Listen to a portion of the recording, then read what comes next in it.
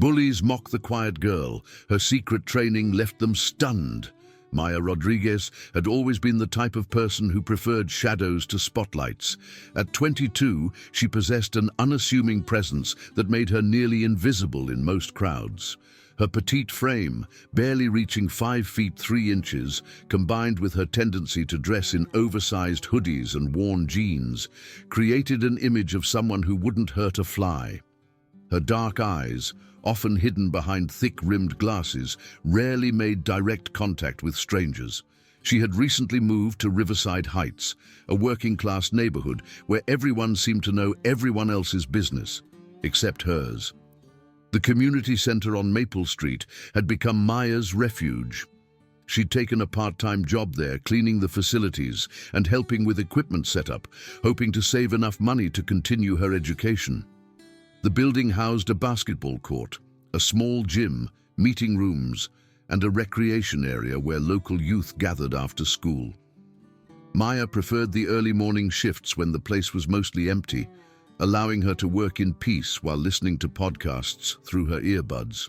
What nobody knew about Maya was that she had spent the last 8 years of her life training in mixed martial arts. Her father, a former military instructor, had insisted she learn to defend herself after they'd moved frequently during her childhood. She had earned her black belt in Taekwondo at 16 and had spent the following years mastering Brazilian Jiu-Jitsu, Muay Thai, and boxing. Her small stature had actually worked to her advantage in competitions, allowing her to move with lightning speed and catch opponents off guard. But Maya had made a conscious decision to leave that part of her life behind when she moved to Riverside Heights. She wanted to start fresh, to be seen as more than just a fighter.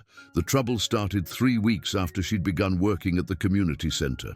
Derek Martinez, a 24-year-old with arms covered in tattoos and a reputation for starting fights, had appointed himself the unofficial leader of a group that hung around the center most afternoons.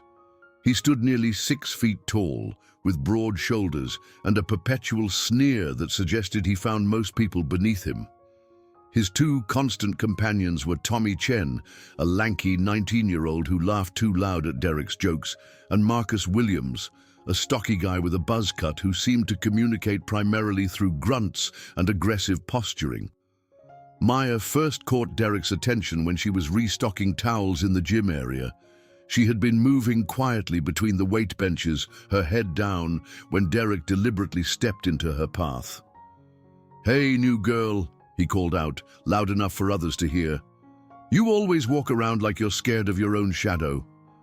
His friends immediately flanked him, creating a wall of intimidation that made other gym users glance over nervously before quickly looking away. Maya had simply nodded politely and tried to step around them, but Derek moved to block her again. "I'm talking to you, princess. What's your name?" When she mumbled her response, barely audible, Derek cupped his ear in an exaggerated gesture. "Sorry, what was that?" "Can't hear you over all that confidence." Tommy and Marcus burst into laughter, and Maya felt her cheeks burn with embarrassment. She managed to slip past them and continued with her work, but she could feel their eyes following her movements. The pattern established itself quickly. Derek and his friends would position themselves wherever Maya was working, making comments about her appearance, her work ethic, or her obvious nervousness around them. They called her Mouse because of how quietly she moved and how quickly she disappeared when they approached. During her lunch breaks, when she sat alone reading in the recreation area, they would sit nearby and make loud jokes about anti-social weirdos and people who think they're too good to talk to others. Maya's internal struggle was constant. Every fiber of her training screamed at her to respond, to show them exactly what she was capable of. She knew she could have Derek on the ground in seconds, could demonstrate techniques that would leave him questioning everything he thought he knew about intimidation. But she also knew that the moment she revealed her abilities, her fresh start would be over. She would become The fighter girl again, defined by her capacity for violence rather than her intelligence, her kindness, or her dreams of becoming a social worker. The bullying escalated gradually. Derek began accidentally bumping into her when she carried supplies, causing her to drop and scatter equipment across the floor. He would then offer mock apologies while his friends snickered. They started hiding her cleaning supplies, forcing her to search for them while they watched, and made comments about her treasure hunt.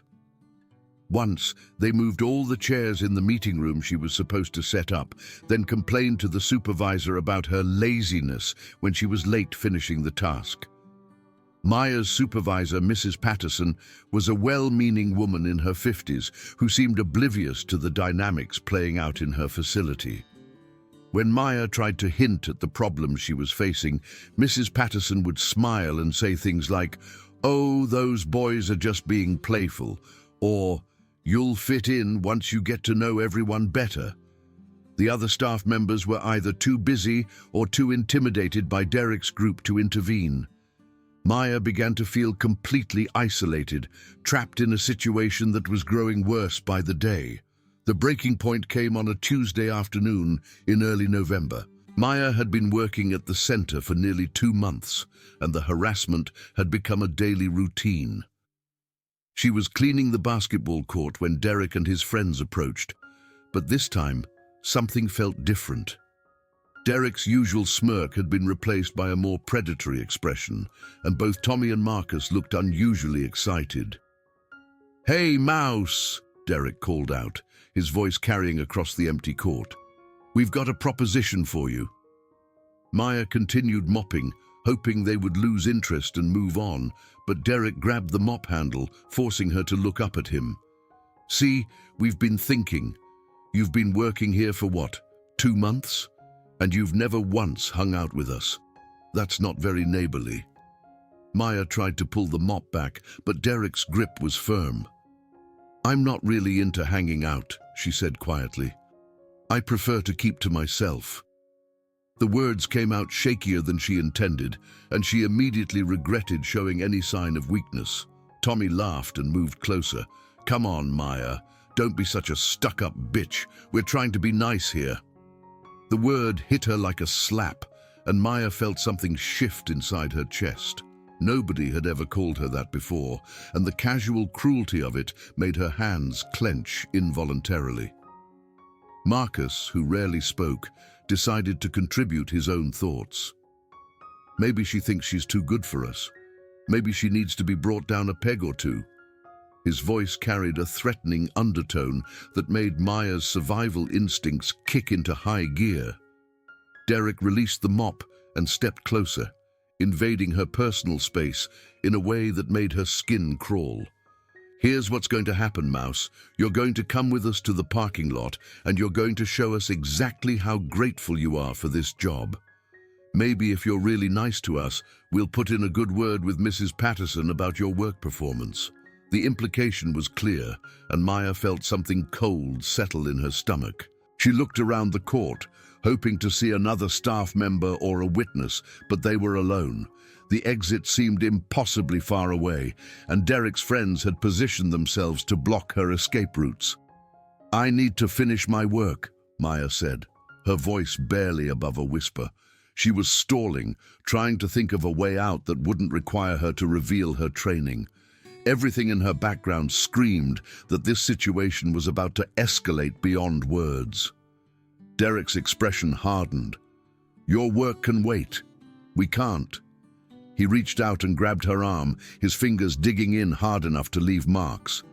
"Now stop being difficult and come with us." Maya's training kicked in automatically. She could feel her stance shifting, her weight distributing, her muscles coiling for action. But she forced herself to remain still, to project the same helpless energy she'd been radiating for months. "Please," she said, letting her voice crack. "I don't want any trouble." "Too late for that," Derek said, his grip tightening. "You've been asking for trouble since day one with your attitude." He began pulling her toward the exit, while Tommy and Marcus flanked them like guards escorting a prisoner. Maya's mind raced through her options. She could break Derek's grip in a dozen different ways, could disable all three of them before they realized what was happening. But doing so would mean abandoning everything she'd tried to build here, would mean accepting that she could never truly escape the fighter identity she'd tried so hard to leave behind. They were halfway to the exit when Maya made her decision. She wasn't going to let these men hurt her, regardless of the consequences. She had spent too many years learning to protect herself to become a victim now. But she also wasn't going to reveal her abilities unless she absolutely had to. "Wait," she said, stopping abruptly. "I'll do whatever you want, but not here. Too many cameras." She gestured toward the security cameras mounted throughout the facility. "Mrs. Patterson reviews the footage every week." Derek's eyes lit up with what he clearly thought was victory. "See? I knew you could be reasonable. Smart girl." He released her arm and stepped back, his posture relaxing slightly. "Tommy, go start the car. Marcus, make sure nobody followed us." As his friends moved to follow his orders, Maya felt the familiar calm that always preceded her best performances settle over her. Her breathing slowed, her vision sharpened, and her awareness of her surroundings expanded to include every detail of the room. She was no longer the scared cleaning girl they thought they were manipulating. She was a weapon that had been masquerading as a victim. "Actually," Maya said, her voice suddenly steady and clear, "I changed my mind." The transformation in her tone was so complete that Derek actually took a step back, confusion replacing the predatory confidence on his face. "What did you say?" Derek's voice carried a warning, but Maya could see uncertainty creeping into his eyes. Something about her posture, her expression, or her energy had shifted in a way that his subconscious recognized as dangerous. Maya removed her glasses and set them carefully on a nearby bench. Without them, her dark eyes seemed larger, more intense. "I said I changed my mind. I'm not going anywhere with you." She pulled her hair back into a ponytail, her movements precise and purposeful. "But you're welcome to try to make me." Derek's face flushed red with anger and embarrassment. "You think you're tough now? You think you can just—" He lunged forward, reaching for her with the same casual violence he'd shown dozens of times before. Maya sidestepped his grab with fluid grace, her movement so quick and economical that Derek stumbled past her and nearly fell. She didn't counterattack, didn't strike back. She simply wasn't where he expected her to be. The ease with which she'd avoided his grab sent a chill through the room. "Derek!" Tommy's voice was uncertain as he watched his leader struggle to regain his balance. "Maybe we should just—" "Shut up!" Derek spun around, his face now completely red. "She got lucky. Hold her down while I teach her some manners." Tommy looked uncomfortable, but moved to comply. Marcus, however, seemed to sense that something had fundamentally changed. He remained where he was, his eyes fixed on Maya with a new wariness that hadn't been there before. Maya stood perfectly still as Tommy approached, her hands loose at her sides, her breathing calm and controlled. When he reached for her, she moved like water, flowing around his grasp and ending up behind him before he could react. She placed one hand lightly on his shoulder, and he froze as if he'd been struck by lightning. "Thomas," she said quietly, using his full name for the first time. "You should leave now. This isn't your fight." Her voice carried an authority that made him shiver involuntarily. Tommy tried to turn around, but Maya's grip, while appearing gentle, held him in place with iron certainty. "Derek," he called out, his voice higher than usual, "something's wrong here. Something's really wrong." Derek's response was to charge at both of them, his hands formed into fists. Maya released Tommy and stepped into Derek's charge, her movement so smooth it looked like choreography. Derek's punch sailed harmlessly past her head as she dropped into a perfect crouch, swept his legs, and sent him crashing to the floor with a resounding impact that echoed through the gymnasium. The silence that followed was deafening. Derek lay on his back, staring up at the ceiling, trying to process what had just happened. Tommy had stumbled backward until he hit the wall, his eyes wide with shock. Marcus stood frozen in place, his mouth hanging open. Maya straightened slowly, her expression calm and controlled. "I tried to avoid this," she said, her voice carrying to every corner of the room. "For 2 months I've listened to your insults, your threats, your pathetic attempts to intimidate me. I've cleaned up your messes, ignored your harassment, and pretended to be the helpless victim you wanted me to be." Derek struggled to sit up, his face a mixture of rage and confusion. "You crazy bitch, I'll—" Maya's foot appeared beside his head so quickly that he didn't see it coming. She hadn't kicked him, but the speed and precision of the movement made it clear that she could have. "You'll what, Derek? You'll continue to threaten and intimidate someone you thought was weak? You'll keep pretending to be tough when you can't even handle a girl who's 8 inches shorter than you?" The reality of the situation was beginning to sink in for all 3 men. This wasn't the scared cleaning girl they'd been tormenting. This was someone who moved with the fluid precision of a trained fighter, someone who had been holding back for reasons they couldn't fathom. Derek scrambled to his feet, his pride wounded more than his body. "I don't know what kind of karate movie bullshit you think you're pulling," but he swung wildly at her, putting all his weight behind a haymaker that would have seriously injured most people. Maya ducked under the punch and drove her elbow into his solar plexus with surgical precision. Derek doubled over, gasping for breath, and Maya followed up with a knee strike that sent him stumbling backward.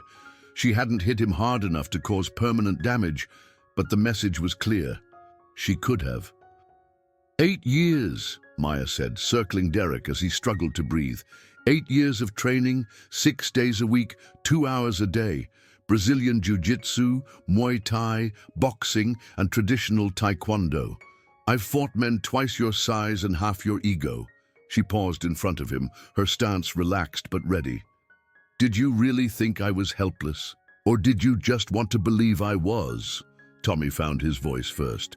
Jesus Christ, Maya. Why didn't you say anything? Why didn't you fight back before? Maya's expression softened slightly. Because I wanted to be more than what I could do with my fists. I wanted to be judged by my character, my work ethic, my kindness. I thought if I could just be normal, just be peaceful, maybe I could leave that part of my life behind. She looked around the room, taking in their shocked faces. But you wouldn't let me be normal, would you? You needed a victim, and you decided I was perfect for the role. Derek had finally caught his breath, but his posture was completely different now. The swagger was gone, replaced by the careful movements of someone who had just discovered they were outmatched. Look, we were just messing around. We didn't mean, yes, you did. Maya's voice cut through his excuse like a blade. You meant every word, every threat, every attempt to make me feel small and powerless. The only thing you didn't mean was the part where you thought I'd never fight back. Marcus, who had been silent throughout the encounter, finally spoke up. We're sorry, okay? We didn't know. You didn't know what? Maya's question was sharp, demanding. You didn't know I could defend myself? Does that make your behavior acceptable? If I had been the helpless victim you thought I was, would your actions have been justified? The question hung in the air like a challenge. None of them had an answer because they all knew the truth. They had chosen her precisely because they thought she was defenseless. They had targeted her because her quiet nature and small stature made her seem like an easy victim. Maya continued, her voice growing stronger with each word. For 2 months, I've watched you 3 terrorize not just me, but anyone you perceived as weaker. I've seen you make jokes at the expense of the elderly members, mock the teenagers who come here to stay out of trouble, and intimidate the staff into looking the other way. You've turned this place into your personal kingdom of cruelty, and everyone just accepts it because confronting you seems too difficult. She moved closer to Derek, who instinctively stepped back. But here's what you never understood. Strength isn't about size or volume or the ability to make others afraid. Real strength is about choosing to be kind when you have the power to be cruel. It's about protecting those who can't protect themselves. It's about using your abilities to build others up rather than tear them down. Derek's face was pale now, the reality of how badly he'd miscalculated becoming clear. "We can work something out," he said, his voice lacking its usual confidence. "Maybe we all just got off on the wrong foot." Maya shook her head. "No, Derek, we got off on exactly the foot you intended. You wanted to establish dominance, to prove you were the alpha male in this environment. The only problem is that you chose the wrong person to establish that dominance over." The sound of footsteps in the hallway made them all freeze. Mrs. Patterson's voice called out, "Maya, are you still in there? I need to lock up the gym." The older woman appeared in the doorway, her eyes immediately taking in the scene. Derek on the ground, Tommy pressed against the wall, Marcus looking like he'd seen a ghost, and Maya standing calmly in the center of it all. "Is everything all right in here?" Mrs. Patterson's voice carried concern and confusion. Maya looked at each of the three men in turn, her expression making it clear that their next words would determine how this situation unfolded. "We were just having a conversation about respect and boundaries," she said evenly. "I think we've reached an understanding." Derek nodded quickly, eager to avoid any official consequences. "Yeah, just talking. Everything's fine, Mrs. Patterson." Mrs. Patterson looked skeptical, but didn't press the issue. "Well, I need everyone to clear out so I can lock up. Maya, can you finish the equipment room tomorrow morning?" "Of course," Maya replied, her voice returning to its usual quiet tone. As the group began to disperse, she added, "Derek, Tommy, Marcus, I hope you'll think about what we discussed tonight, and I hope you'll make better choices moving forward." The message was clear. This was their one chance to change their behavior voluntarily. The alternative was a demonstration of exactly what Maya was capable of when she stopped holding back. Over the following days, the dynamic at the community center shifted dramatically. Derek and his friends no longer gathered in the gym area where Maya worked. When they did encounter her, they were polite to the point of being deferential. The casual cruelty that had once defined their interactions with others seemed to have evaporated overnight. Other staff members began to notice the change.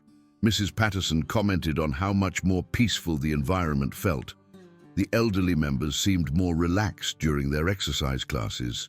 The teenagers who came for after-school programs were more engaged and less likely to cluster defensively in corners.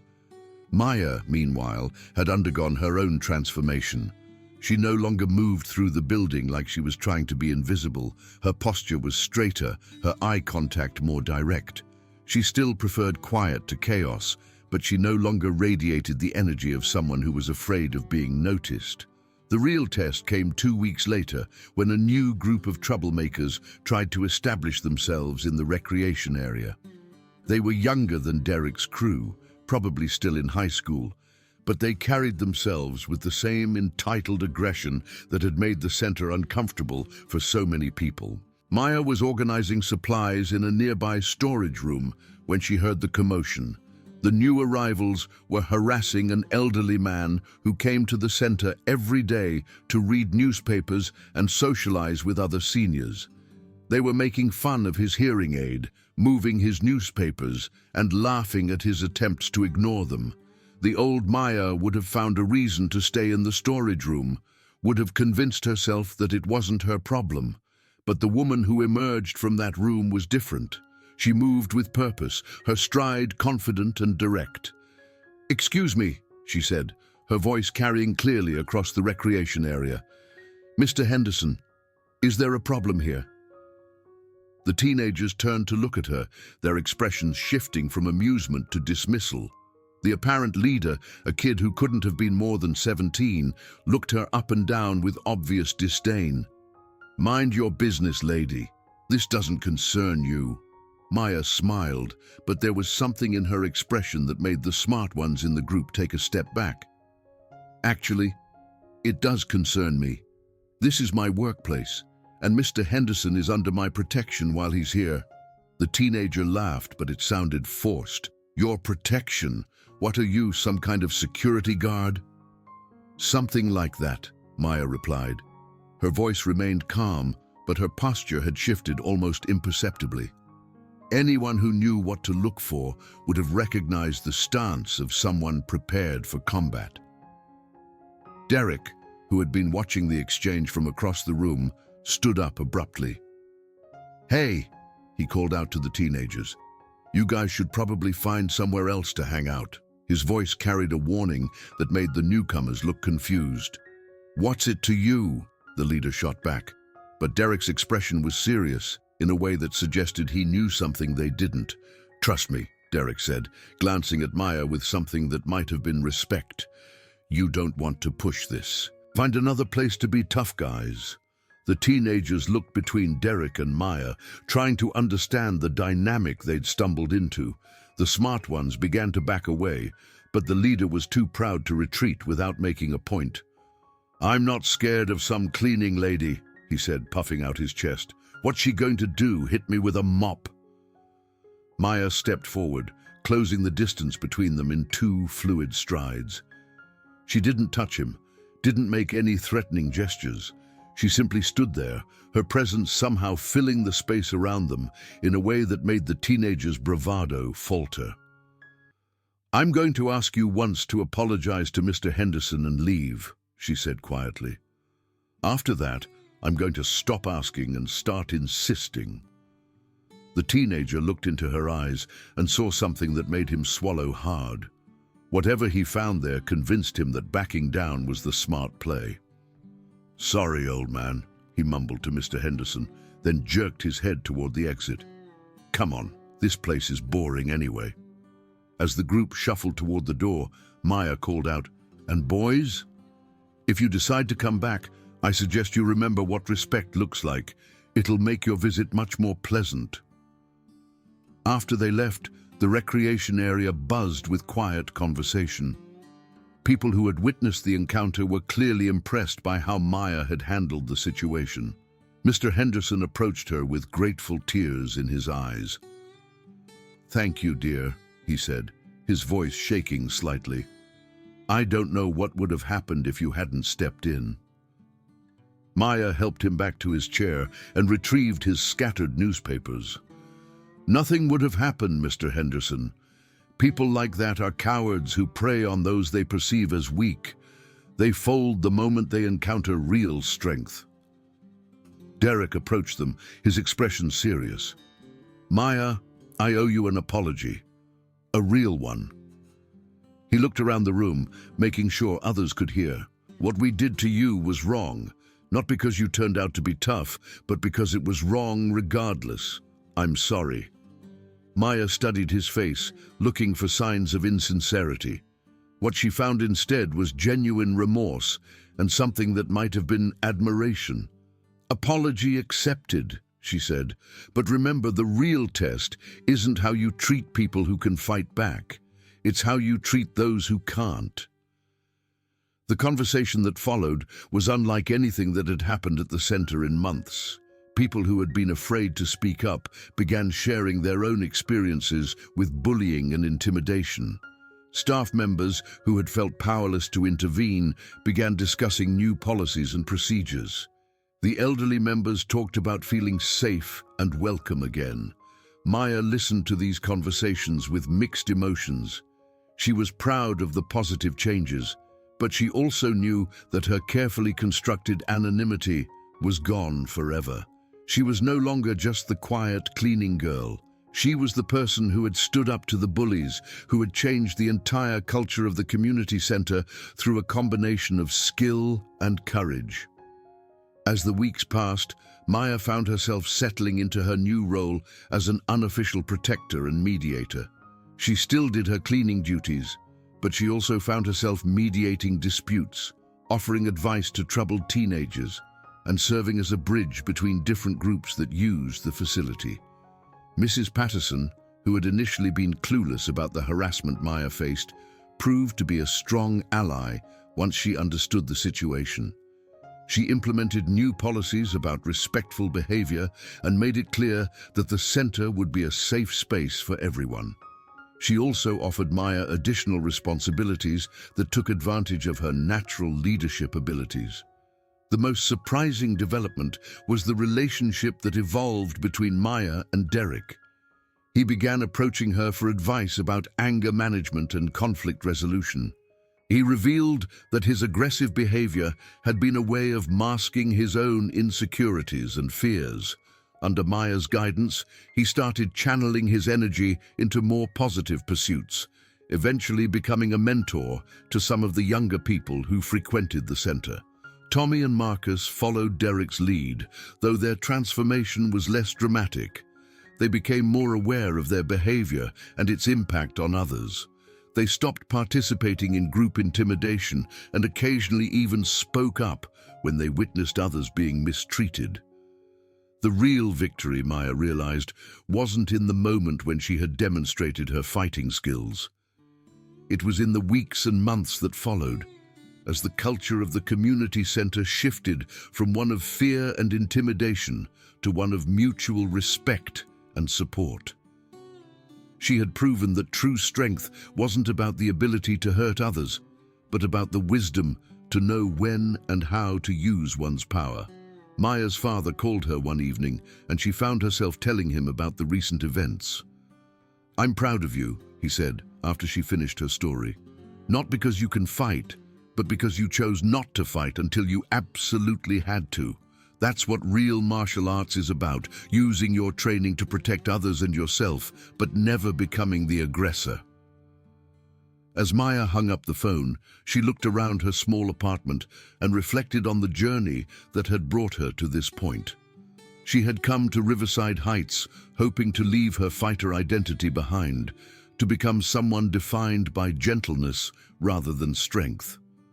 What she had discovered was that true strength and gentleness weren't opposites. They were complementary forces that could create something beautiful when properly balanced. The community center had become more than just her workplace. It had become a place where she could be fully herself, the quiet, thoughtful woman who preferred books to conflict, but who was also capable of standing up for those who couldn't stand up for themselves. She had learned that running from her abilities was less important than learning to use them wisely. Maya smiled as she prepared for bed, thinking about the teenagers who now came to her for advice, the elderly members who felt safe because of her presence, and even the former bullies who had learned to channel their energy into more positive pursuits. She had wanted to start fresh, to be seen as more than just a fighter. In the end, she had become exactly that. Not by hiding her abilities, but by demonstrating that true strength meant knowing when to fight and when to show mercy. The transformation was complete, but it wasn't the transformation she had expected. She hadn't become someone different. She had become someone whole,